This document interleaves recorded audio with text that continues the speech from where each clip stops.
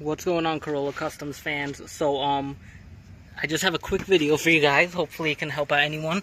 So on my 2004 Chevy Avalanche 1500 model, the 4x4 wasn't working. It would tell me to service the 4x4. It wasn't engaging at all, and it just wasn't working all around. The light would come on the dash to say service. So I found out that these two ground wires right underneath the driver's side door, here's the driver's door, come underneath, here's the chassis.